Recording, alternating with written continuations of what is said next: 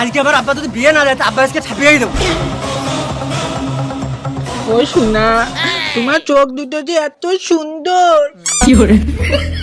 ये सब क्या देखना पड़ रहा আমি है। তোমার চোখের তলদেশে ডুবে গিয়েছি। কিন্তু সোনা, তোমার বাড়ি ঘর জোর কোনে আমি কিছু জানি না। আমি যে তোমার বাড়ি ঘটক পাঠাবো আমার সেই উপায়ও নেই সোনা।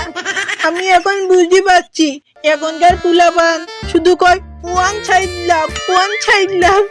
আমি এখন তা হালে হালে তেল পাচ্ছি। আমার মনে হয় সারা জীবন তোমার এই ছবি থেকেই পার করা লাগবে না।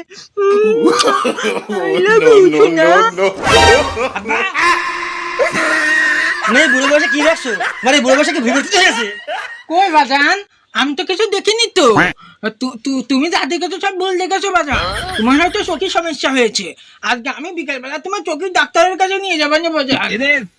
আব্বা তুই পাগল খাপিয়ে না, তুমি যে কত বড় লুইছো সে আমি আরো 10 বছর আগেতে জানি। তোমার আমার ডাক্তারের কাছে নিয়ে রাখবে না, তুমি আমার বিয়ে দিতে নিয়ে যাও, নাহলে এই ডাক্তারের কাছে তো কুবিয়ে ফালা করে ফেলে দেবে।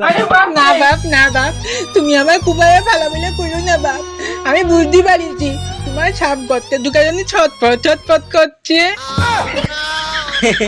আব্বা তাহলে তো তুমি সবই বোঝো, তাহলে তো দেরি করছো কেন? আমি তো 18 বছর পা দিয়েই দিয়েছি। क्या मुस्कुराहट है।